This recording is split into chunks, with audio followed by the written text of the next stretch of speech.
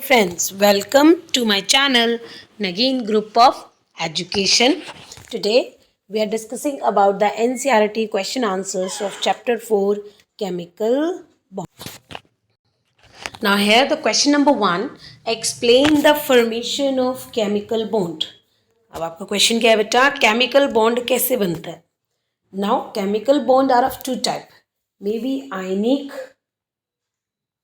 or one is covalent, that is formed by the transfer and that is formed by the sharing of electron. तो सबसे पहले हम यही discuss करते हैं केमिकल बॉन्ड होता है क्या है. Now a chemical bond is defined as the attractive force that hold the constituent. ये एक ऐसा अट्रैक्टिव फोर्स है जो कॉन्स्टिट्यूएंट्स को मीन्स एटम, आयंस, इन सबको साथ लेकर बैठता है. Means they are the force of attraction between the atoms और between the ions. Now, various theories suggest की गई है time to time that I have already explained you all the theories regarding the valence bond theory, Vespers theory, molecular orbital theory. So, a chemical bond is formed is the attributed tendency of a system to attain stability. एक chemical bond तभी बनता है जब कोई system क्या करता है, stability को गेन करता है. तो it was observed at the inertness of the noble gas कि जो नोबल गैस इनर्ट है ना, क्यों? क्योंकि वो फुल्ली फिल्ड है. तो हर एक एलिमेंट जो होता है वो क्या होना चाहता है, फुल्ली फिल्ड होना चाहता है, जिसकी वजह से वो क्या हो जाए, stable. Hence it was postulated that elements having incomplete outer most shell, क्या कहते हैं वो, जिस भी एलिमेंट्स की इनकम्प्लीट आउटर मोस्ट शेल होगा वो अनस्टेबल है, क्योंकि वो आउटर मोस्ट शेल में 8 इलेक्ट्रॉन करके ही क्या हो जाएंगे, स्टेबल. अब वो 8 इलेक्ट्रॉन पूरे करने के लिए चाहे तो वो लॉस करें, चाहे वो क्या करें, शेयरिंग करें. तो therefore they combine with each other and complete their octets or the duplets to attain the stable electronic configuration of the nearest noble gases. This combination can occur either by the sharing. अब octet पूरा करना है, चाहे वो sharing करके हुए और either by the transferring of electron from one atom to another atom. Now that is called the ionic और the covalent bond. Covalent bond is formed by the sharing of electron between two atoms and ionic bond is formed by the transfer of electron from one atom to another atom. Now by this transfer and sharing we can form a bond between two atoms. Now here the next question is write the Lewis dot symbols and these are the atoms. तो सबसे पहले पता होना चाहिए Lewis dot symbols क्या होते हैं. Now the Lewis dot symbol means any atom that have electron in the outermost shell. किसी भी एटम के आउटर मोस्ट शेल पे जितने इलेक्ट्रॉन्स होते हैं ना, उसको रिप्रेजेंट करना in the form of dot. Now that is called the Lewis dot structure. Now first is magnesium. Magnesium atomic number 12, configuration 2, 8, 2, outermost have 2 electrons. So आप symbol कैसे बनाएंगे, ये magnesium symbol and these are the 2 dots. So these are the Lewis dot structure of magnesium. Now next is sodium. Atomic number 11, configuration 281, outermost shell have only 1 electron, so make 1 dot. So this is the Lewis dot structure of sodium. Now next is boron. Atomic number 5, configuration 2 and 3. Outermost shell have 3 electrons to make 3 dot. So this is the electron dots or Lewis dot symbol of boron. Now oxygen. Now oxygen atomic number that will be 8. Configuration 2, 6. Configuration 2, 6. So they have 6 electrons in the outermost shell. 1, 2, 3, 4, 5, 6. So this is the Lewis dot symbol of the oxygen. Next is nitrogen. Atomic number 7, configuration 2 and 5. So in outermost shell I have 5 electrons. So nitrogen 1, 2, 3, 4, and 5. Next is bromine. Now bromine is present just below the chlorine. Bromine just present below the bromine. So they have 7 electrons. So just like in the chlorine. So bromine 1, 2, 3, 4, 5, 6, 7. Just like chlorine. So this is the electron dot structures or the Lewis dot structures of bromine. Now next question is write the Lewis symbols for the following atoms. आपको Lewis symbols लिखने हैं इन atoms और ions के लिए. तो let's start with this. First is sulfur. Now sulfur atomic number 16. Configuration 286. So sulfur having how much electron in the outermost shell? 6. So 1, 2, 3, 4, 5, 6. This is the electron dot structure of Lewis dot structure of sulfur. Now you have to draw the structure of S2 negative. Now अब आपको किसका बनाना है? S2 negative. Now sulfur has 16 atomic number 286. But now there is a 1 minus 2 charge means 2 more electron and that will be in the outermost shell. तो configuration हो जाएगी 288. तो sulphur 2 negative की configuration क्या है 288. तो इसका सिंबल कैसे बनाएंगे 1 2 3 4 5 6 7 8. क्योंकि चार्ज है तो इसके ऊपर क्या साइन लगा देंगे -2. Now next is aluminium. Atomic number 13. Configuration 283. So how will you write a symbol? 1, 2, 3. This is the symbol of aluminium. Now you have to draw the symbol of aluminium plus 3. No. So that means aluminium plus 3 का मतलब they have 13 atomic number means 13 electron. 3 positive means 3 electron loss. तो -3. तो total have 10. So configuration क्या हो जाएगी 2 8. Configuration क्या हो जाएगी 2 8. Now aluminium 3 positive has configuration aluminium 1 2 outermost shell में अब 8 electron हो गए 1 2 3 4 5 6 7 8. Now taken in the bracket plus 3. Clear? Now H having only 1 electron. Now H negative. H have only 1 electron. Negative means 1 more electrons. So H2 but with minus charge. Now next question is draw the Lewis dot structure for the following molecules and ions. So let's start with this H2S. Now more electronegative should be in the center. So how much electron present in sulfur? Sulfur that will be have 2 8 6. There is a total 6 electron in the outermost shell and hydrogen has only 1. So hydrogen 1 electron for each hydrogen. Now this one is sulfur. So 1 2 total outermost shell में कितने electron है 6. So hydrogen completed triplet. This hydrogen completed triplet, but the sulfur completed octet. So this is the electron dot structure of H2S. Next is silicon tetrachloride. Silicon atomic number 14 284. So silicon के outermost shell में कितने हैं 1 2 3. So 1 chlorine 1 chlorine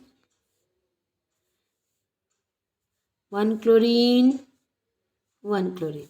Now each chlorine has 7 electron 1 2 3 4 5 6. So completed. Now complete each and every element octet 1 2 3 4 5 6.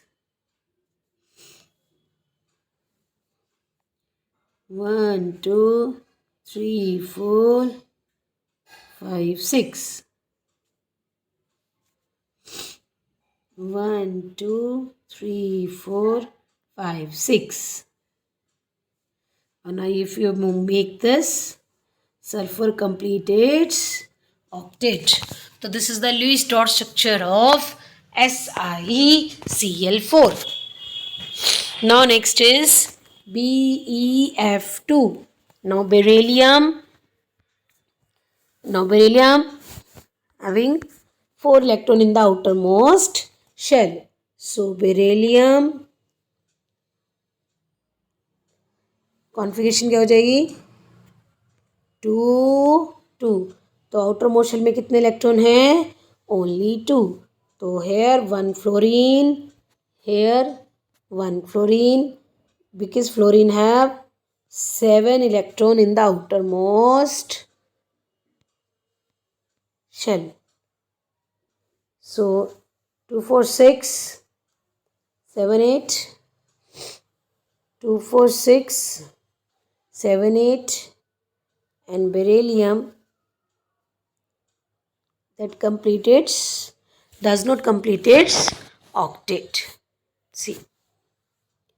Now next structure is CO3 minus 2. Now carbon and 3 oxygen है. तो पहले less electronegative आपका यहाँ रहेगा and oxygen उसको क्या करेगा surround. Now carbon के आउटर मोस्ट शेल में कितने इलेक्ट्रॉन हैं 4. ऑक्सीजन के कितने हैं 6 into 3 और 2 है आपका नेगेटिव चार्ज का. तो 18 4 2. 18 for the oxygen, carbon 4, oxygen 2. तो कितने हो जाएंगे 24. कितने टोटल इलेक्ट्रॉन हो जाएंगे 24. Now you know that there is a single bond between each atom. Now -2 charge, that means 1 2 3 4 5 6. 1 2 3 4 5 6. And oxygen, which is one is double bonded 1 2 3 4. Now see there is a 24 electron 1 2 3 4 5 6 7 8 9 10 11 12 13 14 15 16 17 18 19 20 21 22 23 and 24. आप इसको किस में लेंगे bracket में और ऊपर क्या लिख देंगे -2. Now next is acetic acid.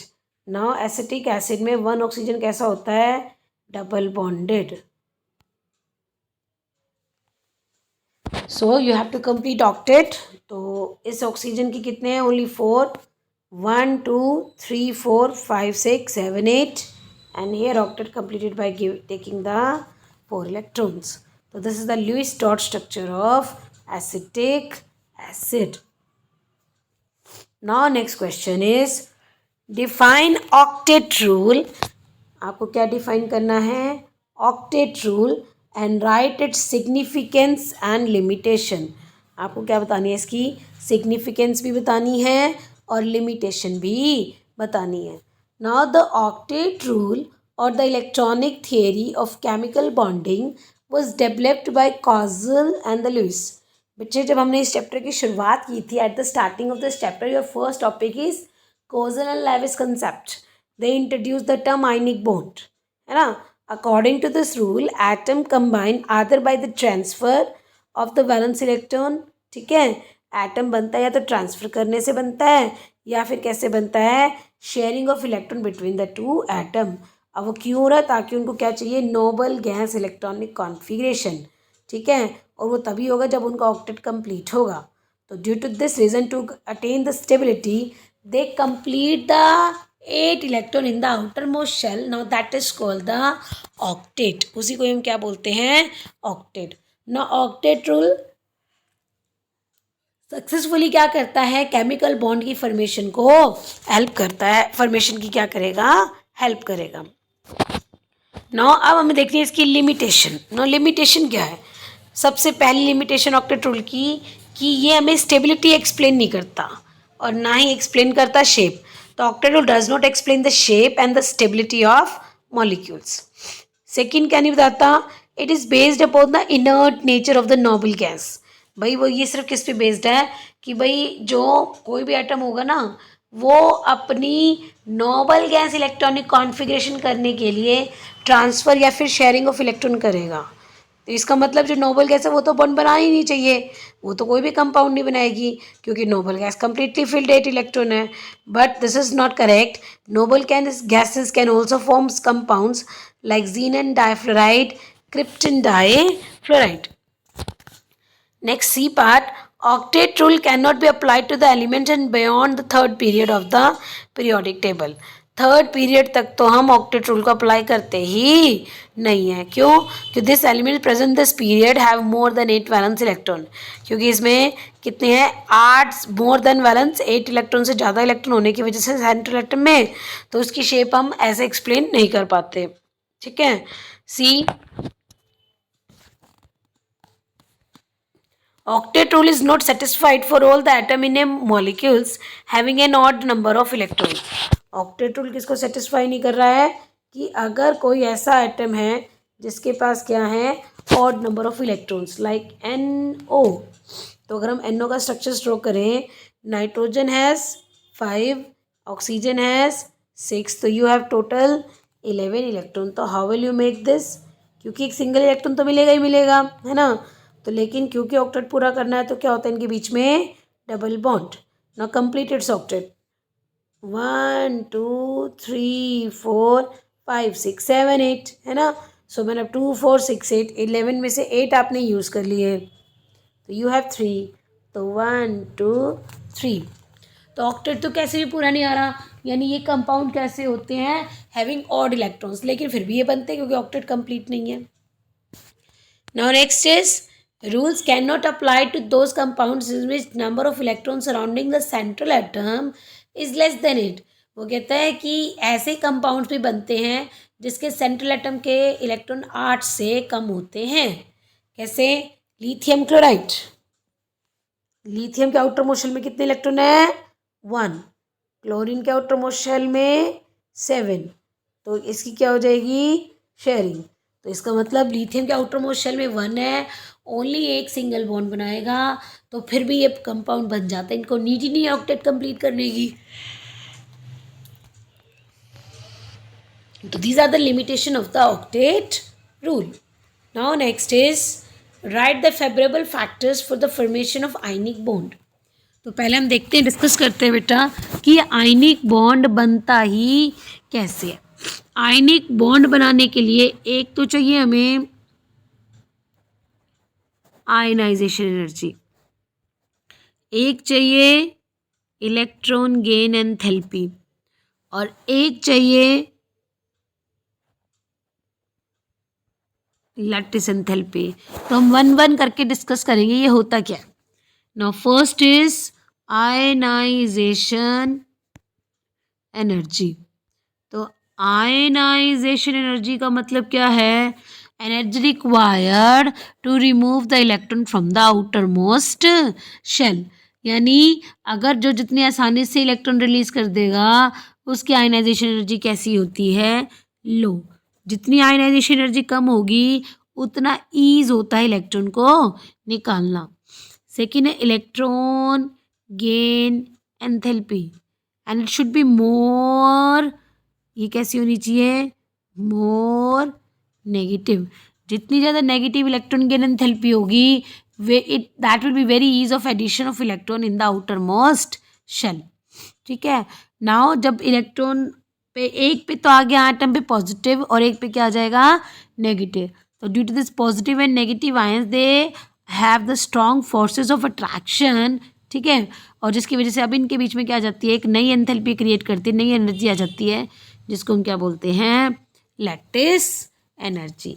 So an ionic bond is formed by the transfer of one or more electron from one atom to another, hence ionic bond depend upon the ease. तो इसका मतलब ionic bond किस पे depend करेगा कि कोई atom कितनी आसानी से इलेक्ट्रॉन निकाल सकता है, तो कोई एटम कितनी आसानी से इलेक्ट्रॉन गेन कर सकता है ना।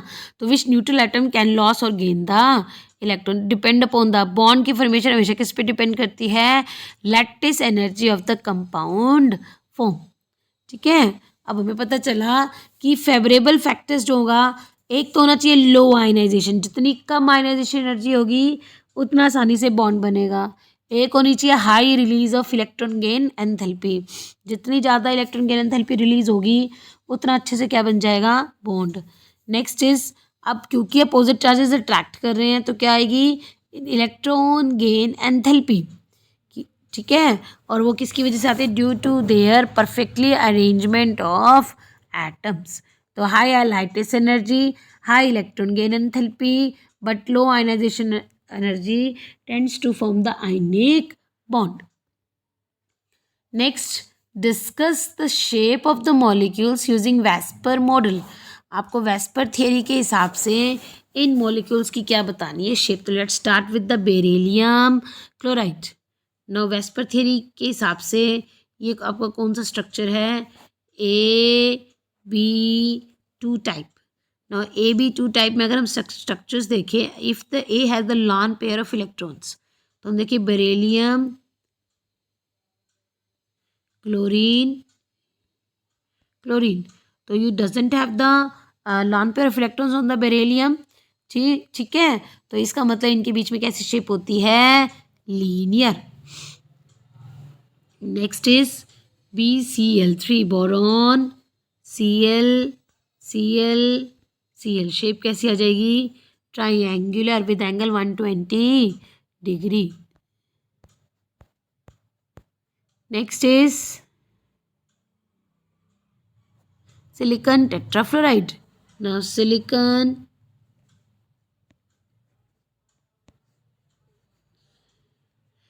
now this is called silicon tetrafluoride, making the single bond between the atoms. Now next is arsenic pentafluoride। क्या बनेगा, आर्सेनिक पेंटाफ्लोराइड। सेंट्रल एटम के पास अब लॉन पेयर तो है नहीं, they are the 5 bond pairs, क्योंकि अब कितने बनेंगे, 5 bond pair. Hence AsF5 is of type AB5। जब लॉन पेयर नहीं है तो AB5 की जो शेप होती है वही इस मॉलिक्यूल की होनी चाहिए, that will be the pyramidal, triangular pyramidal। arsenic,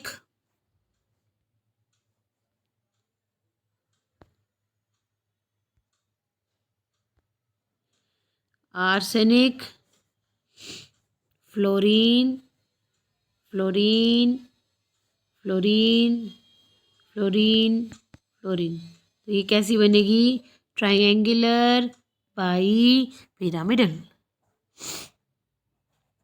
next is H2S।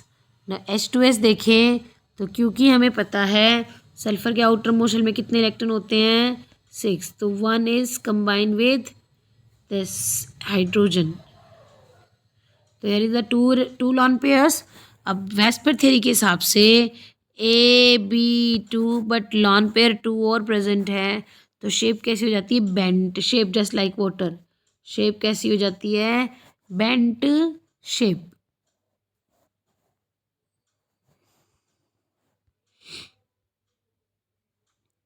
Next is PH3। ना फास्फोरस के आउटर मोशन में कितने इलेक्ट्रॉन है, 5।